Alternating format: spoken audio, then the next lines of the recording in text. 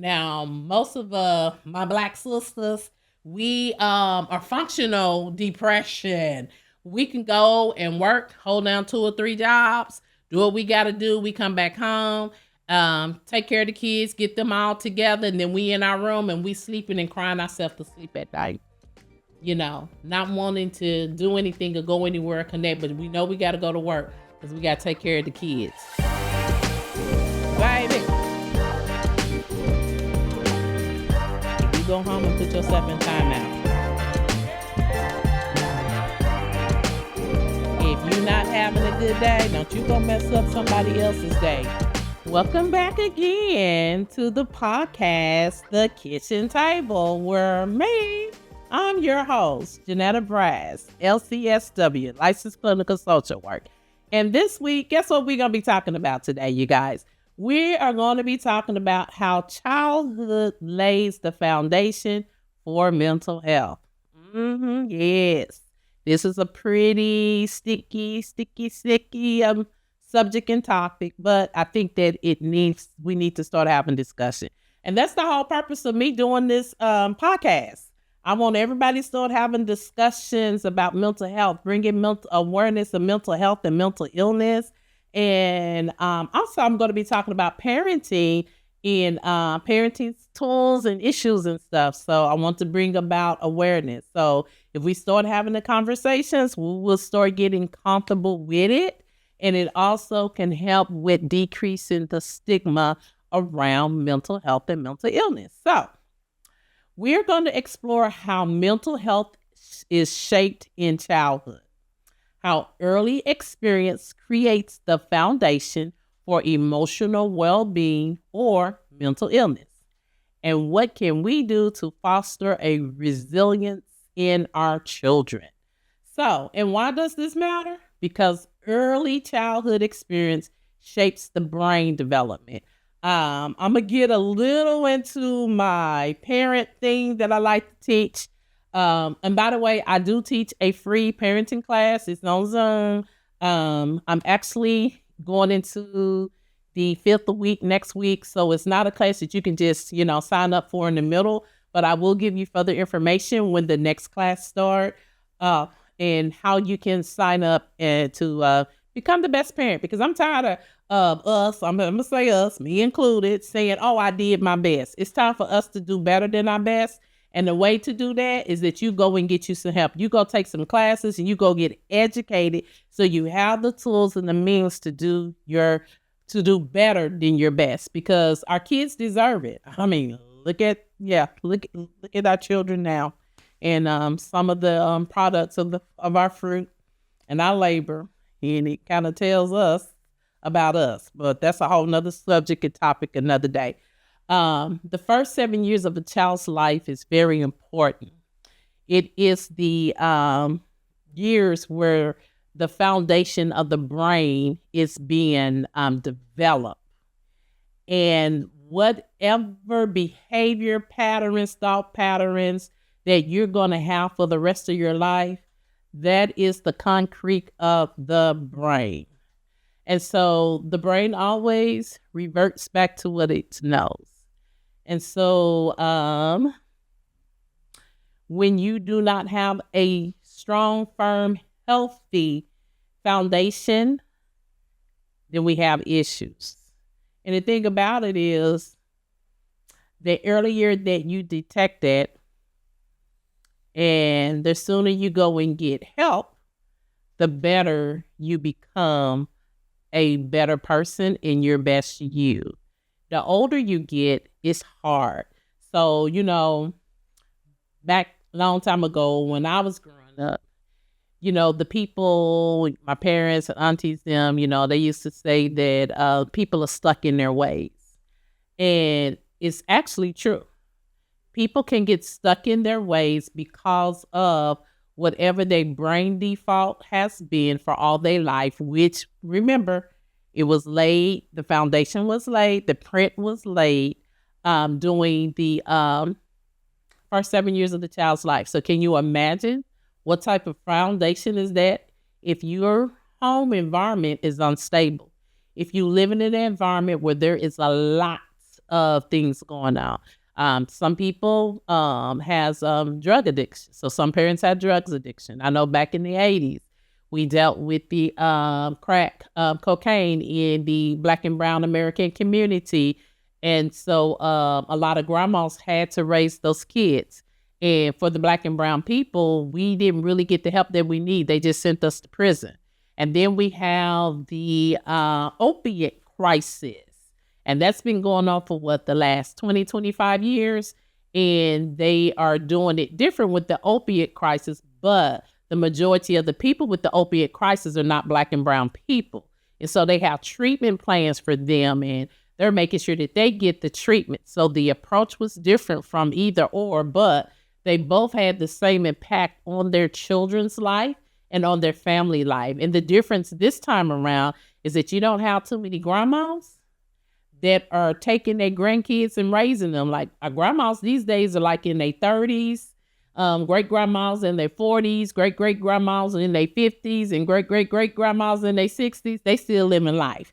So they is not stopping living to take the time and raise their grandkids because they have their own issues too. So let me get back to the topic. Why else does it matter? Adverse childhood experience. It increases mental health risks. So if you have a parent that has any type of addiction, you have a parent that deals with alcohol, if you have parents that are not emotionally available, if you have a parent or parents that all they do is work and they really not spending any time with their kids and giving them any type of guidance, setting any type of rules, that's trauma, y'all. That messes with who they are, and that's not healthy. And another reason why it matters is that supportive relationship and interventions can change the outcome. I'm going to say it again. Supportive relationship and intervention can change the outcome. So the earlier that you get intervention, the higher your chance of changing the outcome will be. The later that you get intervention, I'm not saying that outcome can't change, but it's very challenging. Very, very challenging. But it can be done. So the early years, you building blocks of mental health. So how the brain develops in childhood. A child brain is like wet cement. So the early experience leads to a lasting imprint. Remember, I just said that whatever that foundation is, it's the blueprint. It's the default of the brain. Then you have neuroplasticity. The brain is constantly wiring itself based on interactions and environment. One of the things that we focus on when we dealing with clients, whether it's kids or adults that has trauma, you have to rewire that brain. And there's a lot of CBT techniques and DBT interventions and stuff that we can use to help you rewire the brain. And a lot of that homework that I give my clients is surrounded with that. Then you have the secure and insecure attachments. So how early caregivers' relationships affects emotional regulation. I'm just telling you guys, it impacts that. So if you have a parent, or if you are a parent and you are not emotionally available for your kids, and the way that you respond to them and are not responding, your interaction, if they're not healthy, that's grounds for setting the stage for them not to even be mentally well. It impacts. I'm going to say this probably a million times, but how you parent matters. I'm repeat that one more time. How you parent matters. And I know a lot of old school, especially in my community, be like, well, I turned out fine. Look at me and look at this. No, you didn't. You still got angry issues. You still get angry. And the way that you express that you're angry, you're raising hell, you're hollering, you're screaming, you're hitting things and people, you're breaking things. And sometimes it can be out of control. That's not healthy. And if you have kids, they're watching you. And so what do you think they learning how to manage their emotions? They looking at you and it's very unhealthy. So no, you didn't do okay. You don't know how to resolve conflict. People make you mad. They say something to you or what? Some of us shut down and then we don't resolve the issue. We go silent. And so we're not going to have anything to do with you because you hurted me. And now I'm feeling a certain type of way. And okay, that's not healthy. So no, you're not healthy. You don't know how to communicate in a healthy way of what you need and what you want. So no, you didn't turn out okay. Oh, well, I still work and this and that. Yeah, because in my community, working is considered a coping mechanism. So some of us work because we have to. You know, I was a divorced mom of 3 kids. So there are times I worked 2 jobs, 3 jobs, worked 1 job and went to school. Didn't find out after my kids was gone that was not healthy for them. And it had a negative impact on them in their mental health. So yes, no, you didn't. You do other things not to cope with some things that is going on with you.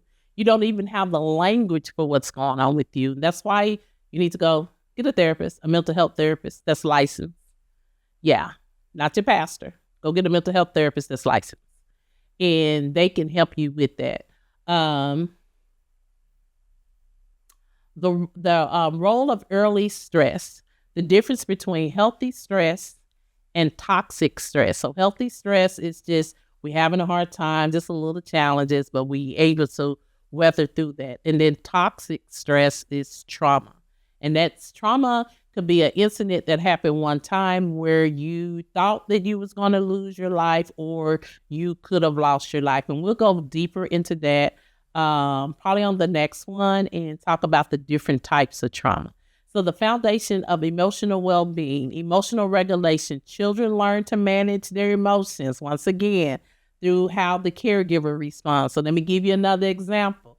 I just said if you angry or mad and if your child did something to hurt you or break the rule or whatever, so you raise hell, you holler at them and then you go and you do some corporal punishment, okay?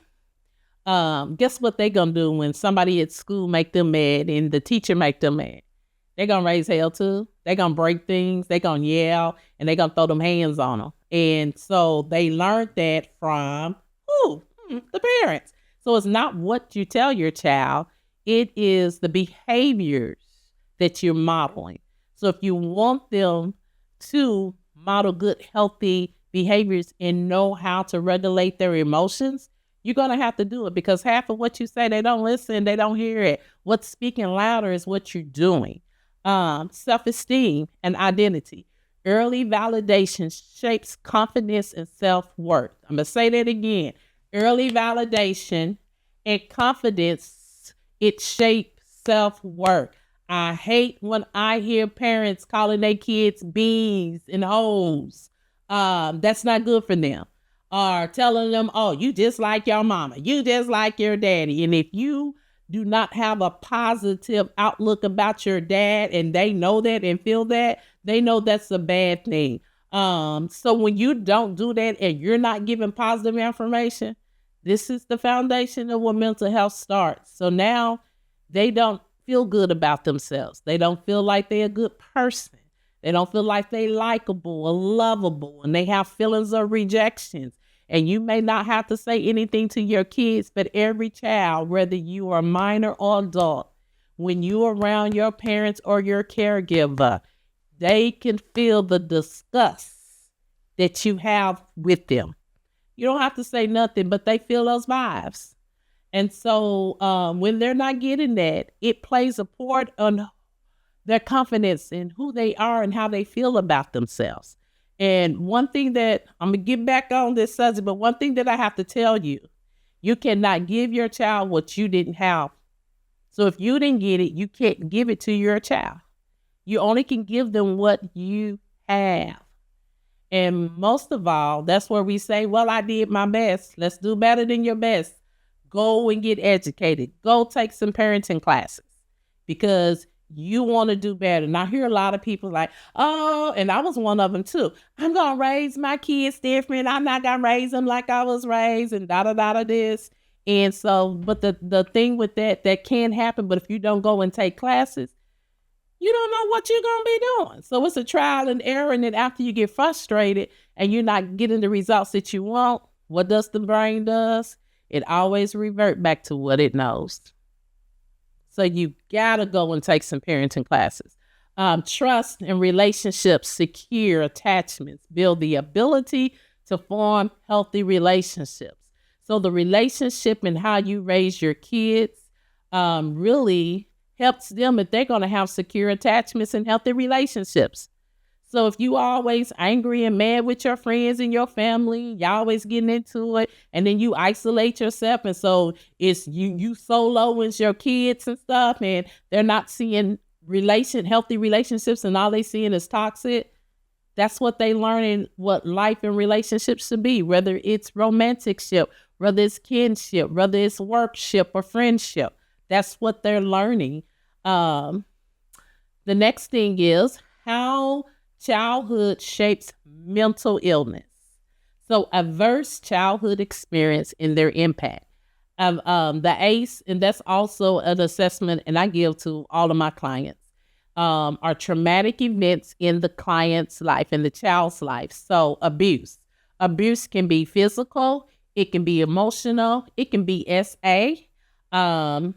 It can also be psychological. So for all the Black and brown people, let me tell y'all a secret. We've been in a psychological abusive relationship with America, but we'll talk about that later. So it's psychological, and that's some strong stuff there. Other type of traumatic events can be neglect. So neglect can be physical, or it also can be emotional. So I know when we talk about neglecting the kids, I know a lot of wealthy people that have provided everything that they kids need and want, but they neglect emotional and physical needs of the kids. They gone away working all day, every day, so they can have these papers and they can live this certain lifestyle and give their kids what they didn't get. But what they need is for you to work a regular job or regular hours. Let me put it like that. Not a regular job, regular hours where you can be present in their lives. And when I say present, I'm not talking about physically. I'm talking about all emotional, spiritual, present for your kids and giving them guidance and building who they are, giving them the positive affirmation. Hey, you the best thing since the sun and the moon and the star. Not because you did anything, just because you my baby girl or you my baby boy, and I just love you. And doing all that because that's what they need. Giving hugs and stuff and just catching them off guard. Hey, I'm so proud of you. You didn't went to school and you did the thing. Look at these grades you didn't bring yet. I got an Einstein in the making. And that builds their confidence up. That makes them feel good about themselves. But if you're not present, then they have feelings of rejections. They have feelings of you not wanting to love them and you don't like them and stuff because you're not present. So I've worked at a psychiatric hospital before, and most of the kids that were there were kids who had wealthy parents. And the kids will come and we will get them level out. We work with them with coping skills and just learning how to manage their emotions and how to communicate what they want and need. The parent never did participate in the treatment. So most of the parents, what they would do, and then a lot of parents do this even with outpatient treatment. I'm going to send my child there. I'm taking her to the therapist. Is you got the problem and I don't, but you the root of the problem. So you need to participate in this. And so y'all put it all on the child. And this is what they would do when the insurance time, because the insurance only going to pay for so many days. And most times, sometimes some of them will do 30. You get lucky if you found one if they're going to do 60 or 90. So when the insurance was up, you had to discharge them. And this is what they would tell us. I will see you back in a couple of days. I will see you back in a couple of weeks. And they would not lie. And the reason why even though we were able to get the child balance out, level out, given these coping skills, they went back to an environment at home that was not changed. They went back to the same environment. So one of the things that frustrated me when working with kids and the parents did not want to participate, the only thing that the therapist is able to do is teach the child how to manage. Not overcome, but manage. Not decrease their symptoms, but manage. Because most of the time, parents feel that they're not the problem and they're just acting up and this and that, and you really are the problem. And one of the things that's probably most challenging when I have adults, clients, and we're talking about their history. A lot of people have a hard time talking about their parents and what their parents did to hurt them. And so what you have to understand is this: what you don't talk about, you can't heal from. And so it's very important to talk about what your parents did to hate you. Is it to hurt you? Does it mean that your parents were bad parents? No, it's some monster parents out there, but most parents are not bad parents. Does that mean you're going to put your parents in a bad light? No, it does not mean that you're going to put them in a bad light. But what it means is that you don't need to keep holding it down, and we need to talk and process about what they did and how it impacts you in a negative way, how it dim your lens on how you look at yourself, the world, and situations. So that is the hardest thing that a lot of adults have a hard time doing, is that, and talking about it. Because, but I really love them. That's fine. I mean, I love my mama too. We had a very challenging relationship, but I love that woman.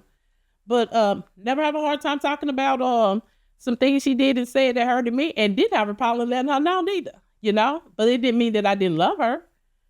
So that's one of the hardest things that most clients have when it comes down to that. Household dysfunction, substance abuse, mental illness, domestic violence, incarceration.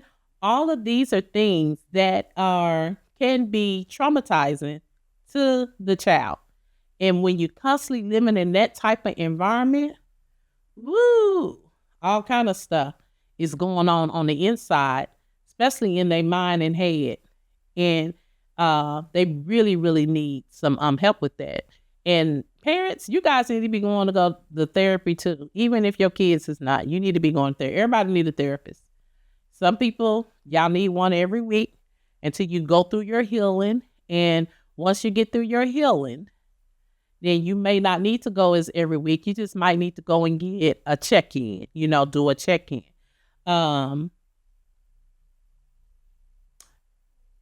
It takes as much as hard work to keep your healing as it did to go through the process of getting healed. So the work that I did to get where I need to be and be mentally healthy, I'm going to have to continue that work. You cannot slip up and revert back to old habits, old thinking patterns, and old behaviors, because it's going to send you back to where you were. And sometimes after being sent back and keep working back up there, you can get very tired, and then you just give up and just said, hey, this is just how I am. I'm stuck in my ways, and there will be no change and no improvement. And you don't want to do that.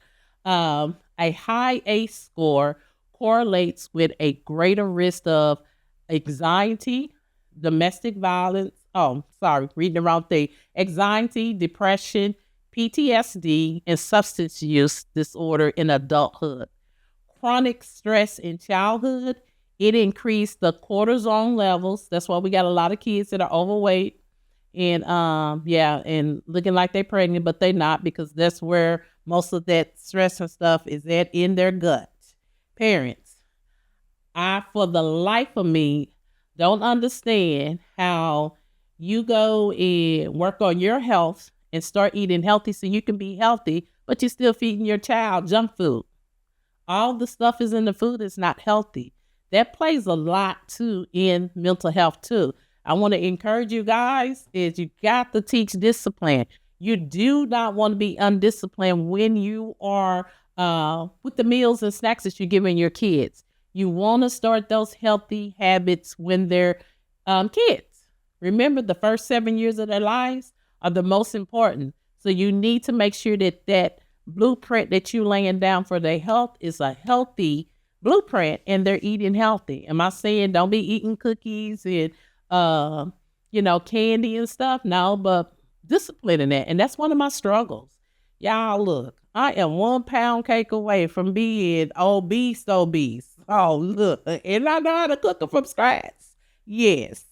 Tell them all the time, like, y'all, we need an inpatient center for people who's, have sugar addictions. That's not good. But that addiction started in childhood. So I do my best, y'all. Right now I'm back on the bandwagon again. So for y'all just, wish me luck and pray for me. Whoever believe in prayer, I need all the prayers. Without intervention, these experiences can lead to toxic stress, alerting the brain structure and emotional resilience. Childhood experience incoming mental health disorder. Anxiety is number one. It is often linked to overprotective or unpredictable caregivers. So when you're in an environment and something going to be popping off any given time, especially if you have a parent that has some addictive behaviors, especially if you live in a home and there's a lot of domestic violence, their mind never shut off. It's always going. So y'all know we have the fight, flight, and freeze. That's the alarm in our body. And it let us know when we are in danger or something's going to happen, and it prepares us for that. So can you imagine living in a home where there is addiction and there is domestic violence in the home? That child their alarm never goes off. It gets stuck. And when it gets stuck, it's called anxiety. So they always setting on 10, always looking around, always being alarmed, being alert, alarmed, and waiting because they know something is going to happen. They don't know when, they don't know how bad it's going to be, but it's going to happen. So it's hard for them to even sleep, to get the proper rest that they need. And it impacts their physical health when they are in those type of environments. So there are some things that you can do to help decrease those anxiety. And we will talk about that when I get to my parenting podcast.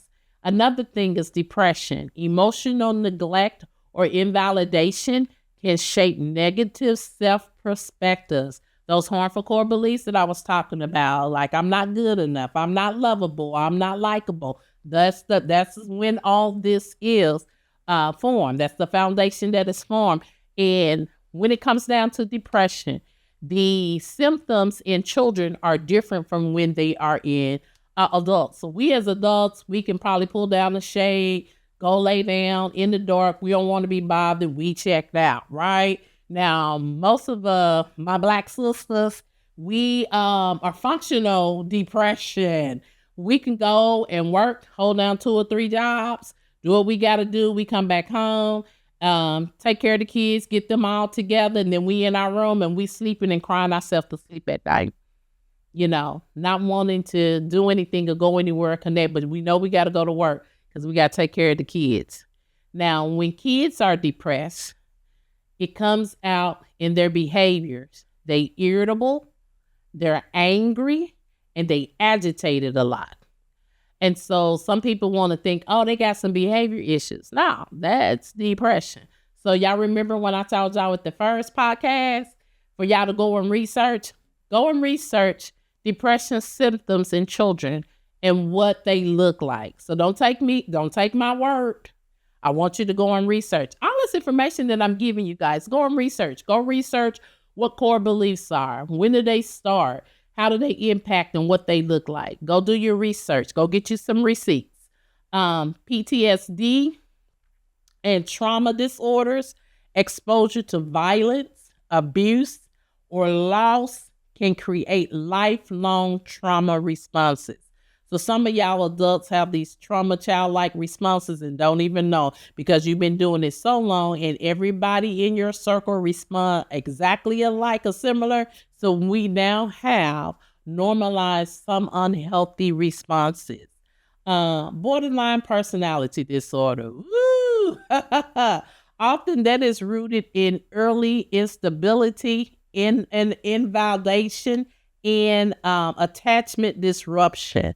Yes, it is very severe. So people who have borderline personality disorder, they have trust issues, they have insecurity issues.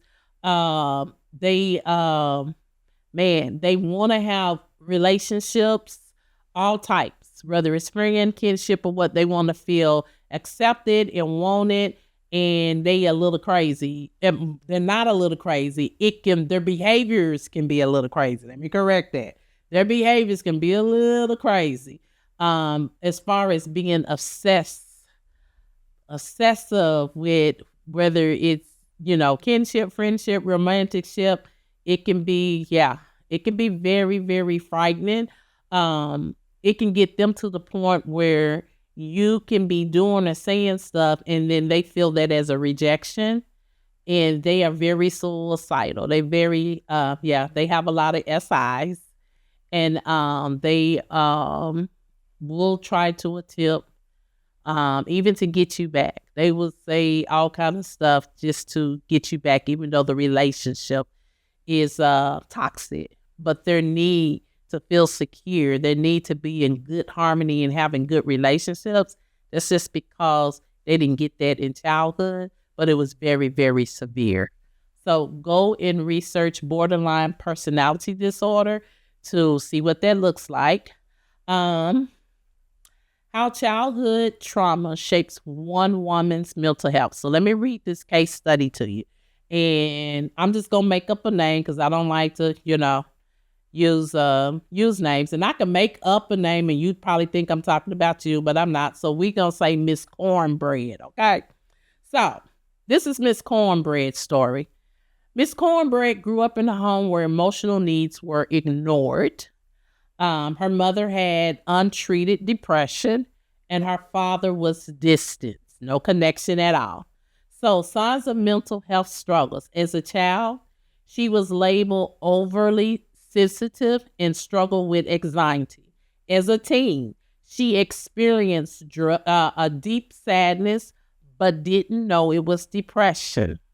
As an adult, she had trust issues and self-doubt leading to toxic relationship. Breaking the cycle. What can we do? Before we get back there, let me just kind of elaborate on that.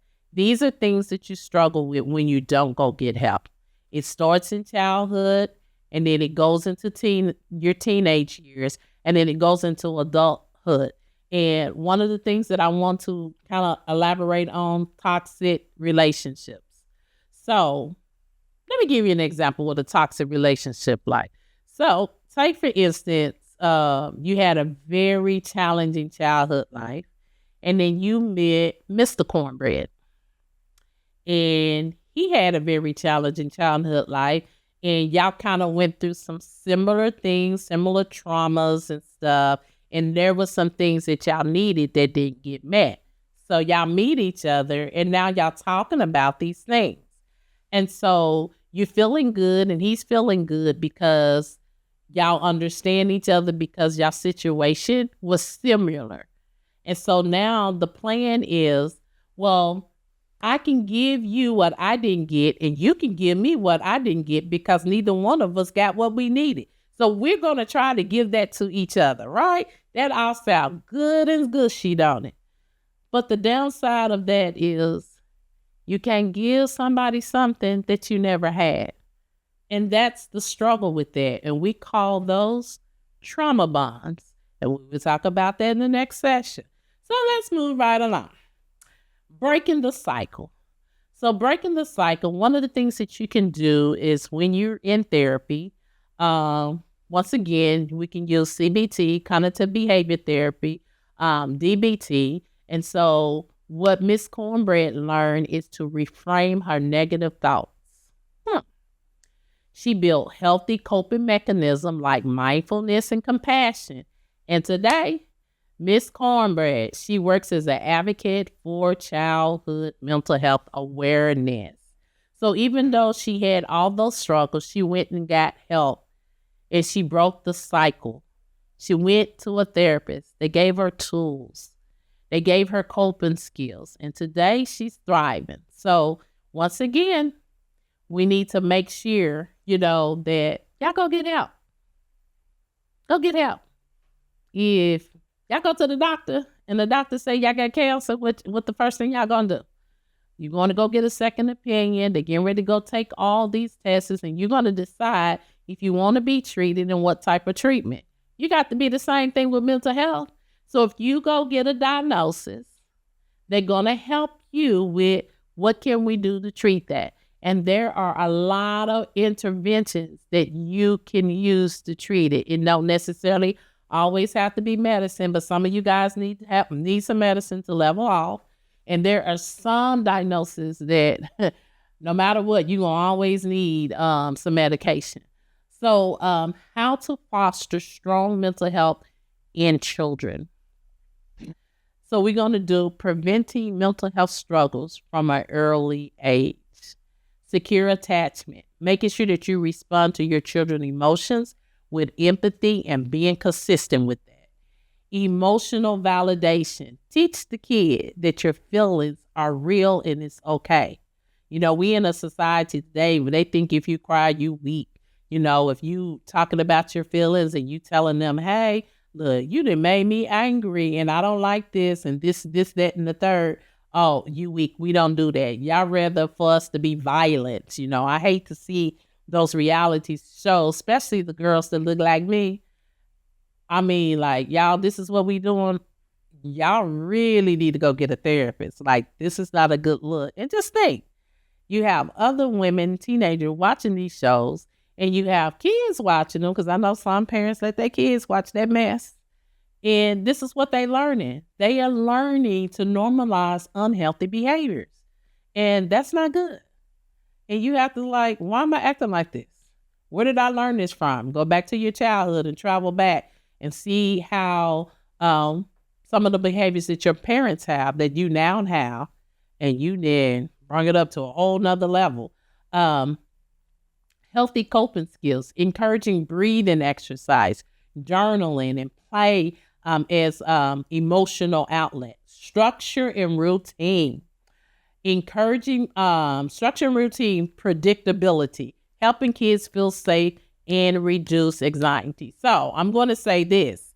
In my community, our community, most of them, we have some that are safe, but in most of our community, there is a lot going on, a lot of violence and stuff like that. It is what it is.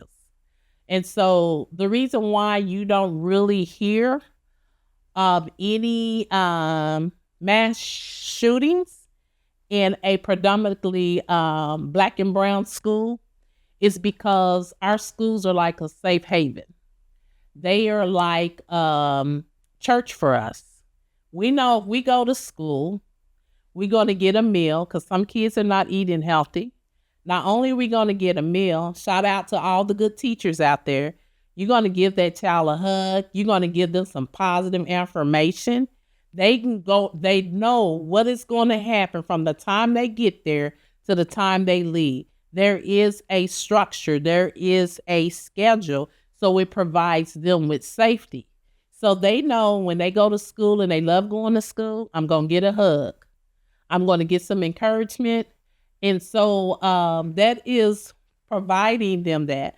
And I brought that up because I just want you to know that it is very important that you have a structure in your home, because what that does, it decreases anxiety, because the child knows what is going to happen from one thing to the next. And I do know life happens, and sometimes we're not able to, be on that structure or be it, on have that on time setting, and that's fine. But just being consistent with it. Life happens, and those are good times where they can learn, hey, we're doing something different today. Today is a little bit more stressful, so we're doing something different. And that's how they learn how to deal with just normal stress in life. But I want to encourage you guys to help them be predictable. Let them feel safe and secure. It helps reduce that. Encourage expression. Allow your kids to talk about fear, worries, and joy. You want to create that safe environment for them. So if anything happened, you ain't got to wonder if they telling you. You've already created that safe environment, so you're easy to come and talk to. You do not want to be the one that, I'm not talking to you. If the child brings you something and you get angry and you get upset and you know you can't handle it, so that response is not good. So the child will never come to you, but guess what? Somebody else will come to them, or they'll go to someone else, and the narrative that they create for that child may not be something healthy for them. I'm speaking for experience for me and the child. Yeah, I had a family member. Ooh, yeah, shared some stuff, showed some stuff that I should have never seen. So yeah, but just making sure that you're encouraging them and you being intentionally about how they feel, the worries and concerns that they may have. For parents, educators, and caregivers, make sure that you recognize signs of distress in children. Early withdrawals, excessive weariness, sleep issues are some of the things that you can look at. Creating a safe space where your kids feel heard and supported. And most of all, go seek professional help. Go seek it. Early intervention can change a child's trajectory. Okay? And so for the closing, breaking the cycle and creating a healthy future. So some of the key takeaways that I want y'all to have is childhood experience shapes mental health, but healing is always possible. It shapes it, but healing is always possible. Early intervention and supportive relationships are crucial for emotional resilience. And if you're a parent, educator, or caregiver, you have the power to create the change. Let me just encourage you guys, if your child is having difficult or is difficult and you're not broken or healed, rewiring the brain is possible. Okay?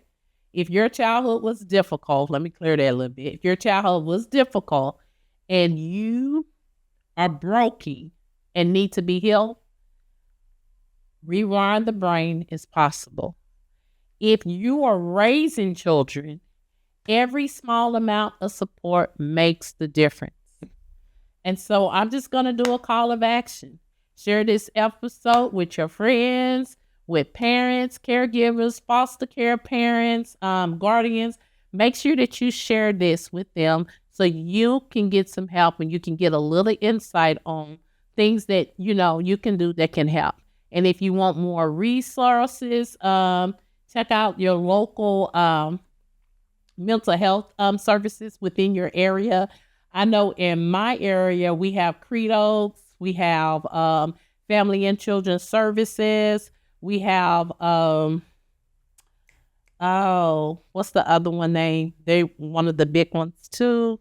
Oh, I can't think. We have, oh my goodness, my mind just went there. Look, I'm going to pull it up right quick, y'all. I know it is on the top. It's a real big community mental health that's in the area. Let's see. Grand. That's what it is. It used to be Grand Lake, but we have Grand Mental Health Services. And I always say this, if you have children, the best mental health services to get is through community mental health, because not only do they look out for the mental health, but they provide a whole wraparound for the kids and resources for you guys. If you are having thoughts of wanting to end everything, if you have an SI thoughts or ideation, make sure that you dial 988 or COPES. You can contact COPES. COPES is a real good crisis care hotline. I used to be one of the crisis care therapists for them, and they gonna come out rain, sleet, or slow. just to say one life at a time. They on that phone as long as they need to be with you guys on that phone. And they're with a plan to help you. So don't suffer alone. If you're having those thoughts, having those issues, making sure that you can call, and you don't even have to give your personal information. They will be asked, you will be asked for it, but you don't have to give it, and they still will help you. So I hope you guys enjoyed this today's podcast, and I will see you again next week. We'll do just a review of this, and then we'll start talking about trauma. And in Tabitha Brown words, have a good day. But if you're not having a good day, don't you go mess up somebody else's day. Now, I'm going to put a little tag on there for me. Go set yourself down and put yourself in timeout. Take some deep breaths until you feeling better, where you can re-engage with people in a healthy way. Until then, see you next week.